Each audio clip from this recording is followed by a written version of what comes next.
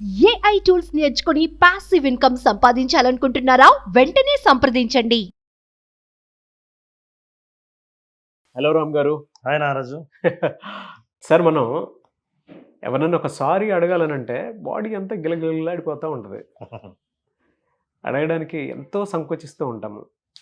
ఎందుకు అలా అవుతుంది? అంటే మానసికంగా ఏదైనా లోపం అనుకోవాలా, ఈగో అనుకోవాలా, ఎలా? అవును నారాజు, సారీ అడిగితే మరి నా పరువు పోతుంది కదా. రేపు పేపర్లో నా ఫోటో పడుతుంది, నా ఆస్తులన్నీ మొత్తం వేలం వేస్తారు.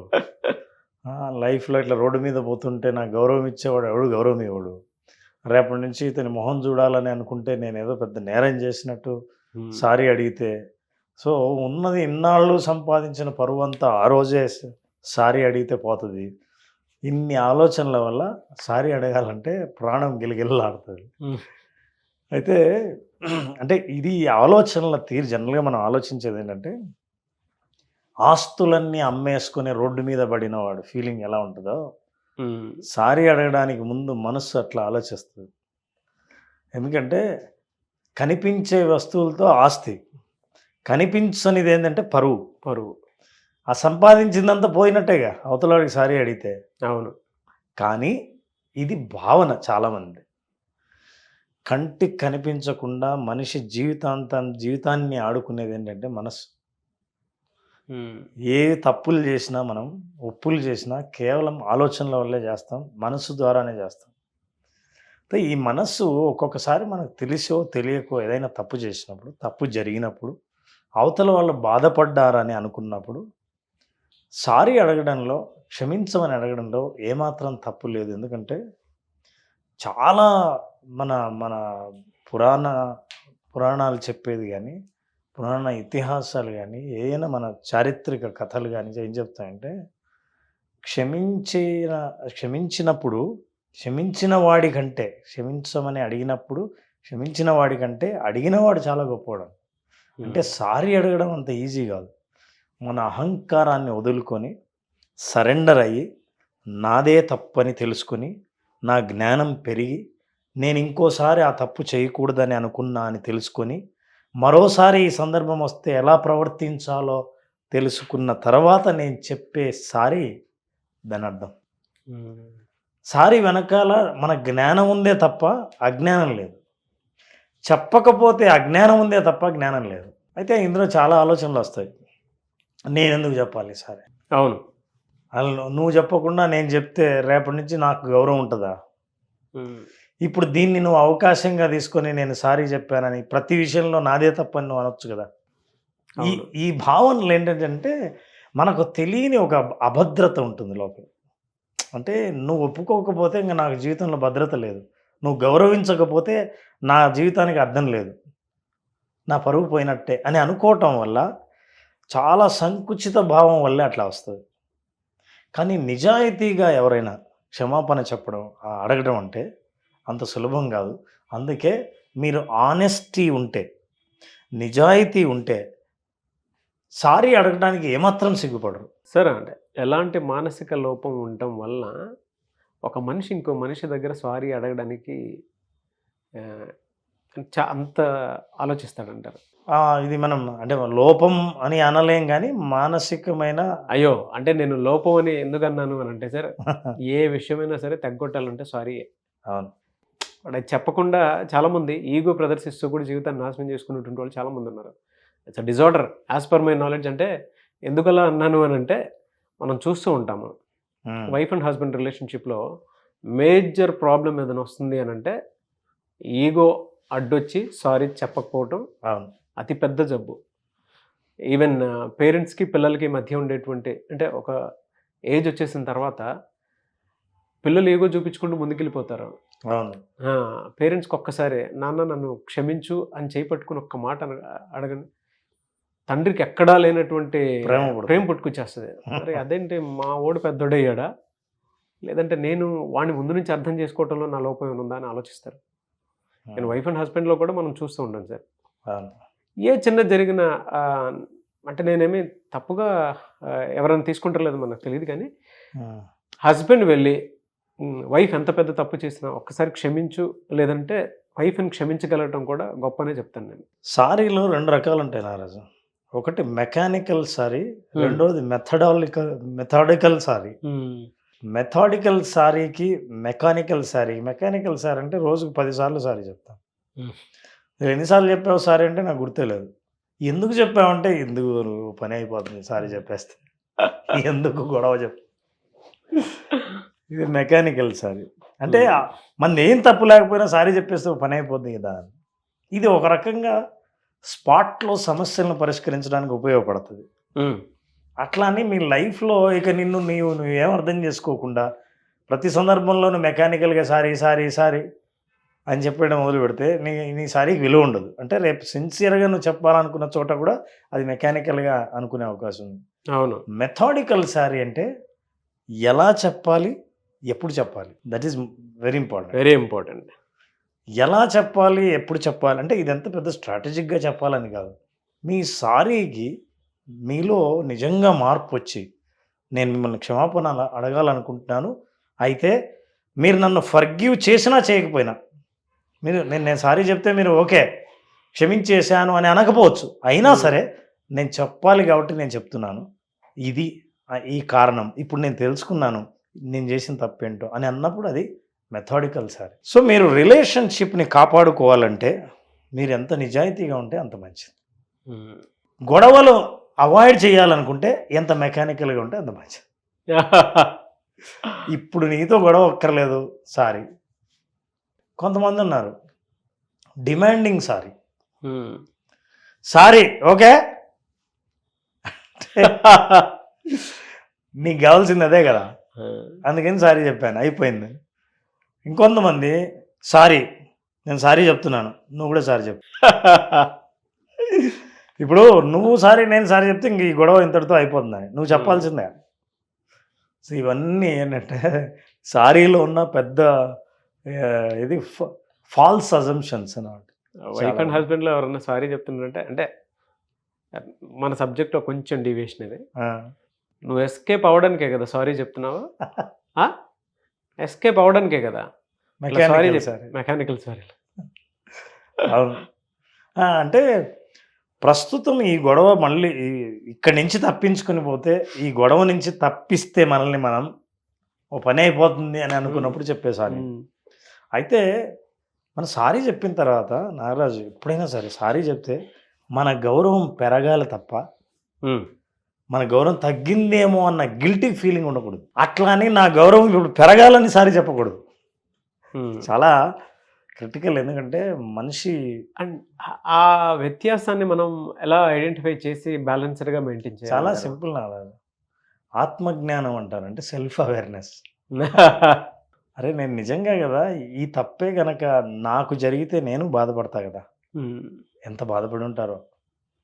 సారీ అండి, ఇంకోసారి జరగకుండా చూస్తాను. నేను అలా కాకుండా ఇలా చేసి ఉండాల్సింది కానీ చేయలేదు. నలుగురిలో ఉన్నప్పుడు మిమ్మల్ని నేను అట్లా పిలవకుండా ఉండాల్సింది. నేనేదో నోరు జారి అన్నాను, తెలుసుకున్నాను, ఇంకోసారి చేయను. అవతల వాళ్ళకి ఏమర్థం అవుతుందంటే నేనేం తప్పు చేశాను, అది ఎందుకు తప్పు అయింది, ఇప్పుడు నేనేం తెలుసుకున్నాను, ఇంకోసారి ఈ తప్పు చేయనన్న వాగ్దానం నా సారీలో ఉంది, ఇక చాలు. మీలో ఇంత మార్పు జరిగితే దీన్ని మనం చాలాసార్లు మన పురాణాల్లో పశ్చాత్తాపం అంటాం. ఆ పశ్చాత్తాపం మనిషి మనసులో కనపడి అప్పుడు సారీ అడిగితే అది చాలా అద్భుతమైనది, మీ విలువ పెరుగుతుంది. నా బాధను అర్థం చేసుకొని ఈ మనిషి సారీ అడుగుతున్నా అంటే పర్లేదు మరి దానికి అంత సారీ నేనేం సీరియస్ తీసుకోలేను అంటారు అన్న ఫీల్ అయినా అంటే మిమ్మల్ని ఏం చెప్పొద్దు, నో ప్రాబ్లం, అప్పటి నుంచి మీ మీద గౌరవం పెరుగుతుంది. అవును. ఆ స్థాయిలో అయితే ఓకే ఓకే సారీ అంటే అవతల తప్పు మీది కాదు నాదే అంటే అవునా నేను నాదేనేమో అని ఒకసారి చెప్పేది సరిపోతుందని చెప్పేసాను. అంత మెకానికల్గా చెప్తే సారీ. అట్లాంటి వాళ్ళు ఏం చేస్తారంటే ఇక్కడ గొడవ ఉండదు కాబట్టి మెకానికల్గా సారీ చెప్తారు కదా, నెక్స్ట్ టైం ఏం చేస్తారంటే చెప్తున్నప్పుడు స్ట్రాటజిక్గా ఆలోచిస్తారు. స్ట్రాటజిక్ అంటే ఏంటి, ఇది సారీ చెప్పాలా వద్దా, చెబితే మన పరువు పోతుందా, ఇందుకు ముందు మనం మాట్లాడుకున్నాం మనసు ప్రాణం గిలిగిలాడుతుంది, అవసరం ఉందా, అయినా వీడికి సారీ చెప్తే చెప్పాల్సిన మన లెవెల్ అంతా వాళ్ళ లెవెల్ అంతా, ఇన్ని ఆలోచన చేసుకుని వాళ్ళు చెప్పి ఒకవేళ చెప్పాల్సి వచ్చినా చెప్పిన తర్వాత నుంచి వాళ్ళు చాలా బాధపడుతుంటారు. అనవసరంగా చెప్పాను వీడికి, చెప్పినప్పటి నుంచి వాడి దృష్టి ఎలా ఉందో, ఇప్పుడు నన్ను ఎలా చూస్తున్నారో ఇదే ఆలోచిస్తుంటారు. ఒకటే మనం నేర్చుకోవాల్సింది అంటే, నెంబర్ 1, సారీ ఎందుకు చెప్తున్నారు? నిజంగా మీలో మార్పు వచ్చి సారీ చెప్తుంటే ఏమాత్రం సిగ్గుపడకుండా సరెండర్ అయ్యి సారీ చెప్పడంలో తప్పే లేదు. ఒకవేళ అట్లా కాకుండా గొడవల్ని అవాయిడ్ చేయాలని అనుకుంటే సారీ చెప్పడంలో తప్పు లేదు. ఎందుకంటే కాన్ఫ్లిక్ట్స్ని అవాయిడ్ చేయడంలో అది కూడా ఒక పద్ధతి. అయితే ఇవి సందర్భాన్ని బట్టి ఏ పద్ధతి మీరు పాటిస్తున్నారని. మెకానికల్ సారీ నుంచి మనిషి బయటపడాలి. ఎందుకంటే ఇది ఎప్పుడైతే మెకానికల్ అవుతుందో నిజంగా మన గురించి, మన తప్పుల గురించి, అవతల వాళ్ళ బాధ గురించి ఆలోచించడం మానేస్తాడు. నువ్వు బాధపడినా బాధపడకపోయినా నేను సారీ చెప్తున్నా ఓకే అని అనిపించే, ఇంకా ఈ అకౌంట్ క్లోజ్ అనిపించే దాని నుంచి మనం బయటపడాలి. ఈ రెండు కనుక మనం పాటిస్తే నిజాయితీగా ఉండడం అని. రెండోది, మీ తప్పు మీరు చెప్పిన తర్వాత అవతల వాళ్ళు మిమ్మల్ని ఎలా చూస్తున్నారు, నన్ను క్షమించారా లేదా, అదేంటి ఇంత సారీ చెప్పాను నీకు జాలి కూడా లేదా, సరే ఓకే ఫర్గివ్ అని అనొచ్చు కదా, ఐఎమ్ ఫర్గివింగ్ యూ అని. ఆ డిమాండ్ మీరు చేసే హక్కు మీకు లేదు. మీరు సారీ అడగడం వరకే, సారీ చెప్పడం వరకే. మీ బాధ్యత మీకు పూర్తిగా తీరింది.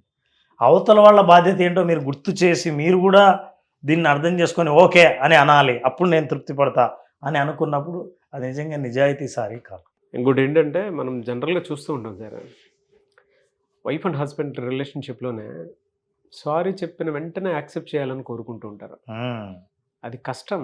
అది చాలా, అంటే ప్రతి ఒక్కరూ తెలుసుకోవాల్సినటువంటి విషయం. వైఫ్ తప్పు చేసిన తర్వాత హస్బెండ్ దగ్గరకు వచ్చి సారీ అడిగితే హస్బెండ్ వెంటనే యాక్సెప్ట్ చేయాలి అనుకోవటం అనేది మూర్ఖత్వం, పొరపాటు. 2, హస్బెండ్ తప్పు చేసి వైఫ్ వెంటనే యాక్సెప్ట్ చేయాలి, నేను చెప్పాను కదా సారీ ఎందుకులా చేస్తావు, అది దబాయించి ముందుకు తీసుకెళ్ళాలనుకోవటం రిలేషన్షిప్ని, ఆ మూర్ఖత్వం కాదు, అది మోసం. అది దాని పొరపాటును కూడా మనం బేర్ చేయకూడదు. We have to give time. అంటే ఊరికే ఎందుకు యాక్సెప్ట్ చేయాలి? నువ్వు సారీ చెప్తూనే నీ భారం దిగిపోతుంది. సారీ వింటూనే వాళ్ళ భారం దిగాలన్న గ్యారంటీ లేదు. మీలో నిజాయితీ ప్రూవ్ అయిన తర్వాత వాళ్ళు అప్పుడు భారం దించుకుంటారు. కానీ స్పేస్ ఇస్తే మాత్రం ఆ స్పేస్ అసలు ఆ రిలేషన్షిప్ మాత్రం ఎక్కడికో వెళ్తుంది సార్, అసలు స్ట్రాంగ్ అవుతుంది. అవును, ఖచ్చితంగా నిజం అది. అంటే ఒక్కొక్క జనరల్గానే మనం మామూలుగా చూస్తూ ఉండేటువంటి దాంట్లోనే, మనం రొమాంటిక్ మూడ్లో ఉన్నాం కదా అని చెప్పేసి అవతల ఉన్న వాళ్ళు కూడా అదే రొమాంటిక్ మూడ్లో ఉంటారని ఎక్స్పెక్ట్ చేయలేము. ఆ మూడ్లోకి వచ్చేసేయాలని చెప్పేసి డిమాండ్ చేసే పరిస్థితి. ఒక ప్లెజెంట్ అట్మాస్ఫియర్, ఎన్విరాన్మెంట్ క్రియేట్ అవ్వాలి అని అంటే అవతలుడికి సారీ చెప్పిన తర్వాత మనం స్పేస్ ఇవ్వాలి. నారాజు, సారీ చెప్తున్నప్పుడు శరీరంలో ఎన్ని మార్పులు జరుగుతాయో, మానసికంగా ఎటువంటి మనం ఆలోచనలకు, భావాలకు గురవుతామో తెలుసుకోవాలంటే నెక్స్ట్ టైం నిజంగా ఎవరైనా నిజాయితీగా సారీ చెప్పాలనుకుంటే ఇది ప్రాక్టీస్ చేయండి. సారీ అని వాడకండి. ఎందుకంటే అంటే నేనేమి ఇంగ్లీష్కి వ్యతిరేకం కాదు. సారీ అనే మాట మన బ్రెయిన్లో అలవాటైన పదం. అవును. Excuse me, sorry, thank you, these became mechanical. మీరు ఏం చేస్తారంటే ఈసారి ఒక జెస్చర్, ఒక బాడీ లాంగ్వేజ్, ఒక లాంగ్వేజ్ మారుద్దాం. నెక్స్ట్ టైం ఏం చేస్తారంటే 2 చేతులు ఇటు జోడించండి. అంత ఈజీగా దేవుడి ముందే చేస్తాం అట్లా. అవును. 2 చేతులు జోడించిన తర్వాత దెన్ మీరు నన్ను తెలుగులో అడగండి, క్షమించండి అని. అది మాట్లాడుతున్నప్పుడు దాని భావము, దాని అర్థం మనసుకు తెలుస్తూ ఉంటుంది, శరీరానికి తెలుస్తూ ఉంటుంది, అణువున. అవతల వాళ్ళకి మీ భాషలో, మీ టోన్లో, మీ బాడీ లాంగ్వేజ్లో తేడా తెలుస్తుంది. ఈ తేడా చాలు మీరు ఎంత నిజాయితీయో చూపించడానికి. నిజాయితీ లేకపోతే మీరు సారీ చెప్తారు, మామూలుగా ఉండి ఎట్లున్నారో అట్లే వెనక్కి కూడా తిరిగి చూడకుండా సారీ చెప్పొచ్చు. So maintain eye contact, keep your hand like this, say క్షమించండి. తర్వాత మోస్ట్ ఇంపార్టెంట్, ఎప్పుడైతే క్షమించు లేదా క్షమించండి అన్నారో దాని తర్వాత ఒక్క మాట కూడా కనీసం 15 నిమిషాలు మాట్లాడకూడదు. ఆ తర్వాత చాలామంది ఏం చేస్తారు తెలుసా, క్షమించండి, నాది తప్పైంది, నువ్వు కూడా తప్పు చేసావు కదా అన్నారు అనుకోండి. అసలు నేను ఎందుకు అడుగుతున్నాను తెలుసా, ఇందాక ఇంటర్వ్యూ చేశారు, రామ్ జలదుర్గం గారు చెప్పారు, అందుకని నేను చెప్తాను. ఈ మాటలన్నీ మానేయండి. కింద కామెంట్ బాక్స్లో మీరు ఎవరికైనా సారీ చెప్పేటప్పుడు ఏ విధంగా చెప్పారనేది, అంటే ఇది చూసిన తర్వాత మీ స్టైల్ ఆఫ్ దాంట్లోనే చెప్పండి, బట్ కింద కామెంట్ బాక్స్లో పోస్ట్ చేయండి. రామ్ గారు చెప్పారని అలానే కాదు, అదే ఫీల్ ఉండాలి సార్ దేనికైనా సరే. మీరు ఇలా చెప్తుంటే మా ఫ్రెండ్ వాళ్ళ ఫాదర్ ఉన్నారు. ఆ. చెప్పొచ్చు లేదు కానీ జనరల్గా అంటే సారీరా వాళ్ళ ఫాదరు మేము సారీ ఆడుకునేటప్పుడు ఇప్పుడు ఇందాక సారీ చెప్పావా? మెకానిక్ అంటే ఈ వీడియో వాళ్ళు చూస్తారు కాబట్టి చెప్తున్నాను. మా అంకుల్ అంటే మేము ఏదైనా ఆడుకునేటప్పుడు గజిబిజి గందరగోళంగా ఇంట్లో అటు ఇటు పరిగెత్తుకుంటూ చదువుకునేటప్పుడు బుక్స్ అటు ఇటు ఇచ్చేసేటప్పుడు ఆయన అప్పటి నుంచే నేను చెప్పేది ఎప్పటి నుంచేనంటే ఈ 8th క్లాసు 12th స్టాండర్డ్ వరకు జరిగింది దాంట్లో. ఇప్పటికీ మా అంకుల్ ఒకటి, మై హంబుల్ రిక్వెస్ట్, ప్లీజ్ పిల్లలు మీరు గోల్ చేయొద్దు అని చెప్తారు సార్. మేమేంటంటే దాన్ని వెటకారానికి వాడుకునేవాళ్ళం. My humble request. మంచి ఫ్రస్ట్రేషన్ లో చెప్తున్నాడా, వినయంగా చెప్తున్నాడా? ఆయన ఫ్రస్ట్రేషన్తో చెప్తుంటారు, మేము దాన్ని ఫన్గా తీసుకునేవాళ్ళం. అయితే ఈ వీడియో చూసిన వాళ్ళు ఎవరైనా సరే క్షమించమని మనం చెప్పినట్టు బాడీ లాంగ్వేజ్ ద్వారా అడిగితే ప్రభావం బాగానే ఉంటుంది, కానీ ప్రమాదం ఎక్కడంటే ఇద్దరు ఆ వీడియో చూస్తేనే ప్రమాదం. మీరు నిజాయితీగా అడిగినా సరే వీడియో చూసి అడుగుతున్నావా అనొచ్చు. ఎస్, బట్ వాళ్ళ ఎక్స్పీరియన్స్ అయితే డెఫినెట్గా షేర్ చేస్తారండి. మీరు ఎలా అడిగారు, ఎవరిని క్షమించారు, దానివల్ల మీకు వచ్చినటువంటి మానసిక తృప్తి ఎలాంటిది అనేది కింద కామెంట్ బాక్స్లో పోస్ట్ చేయండి.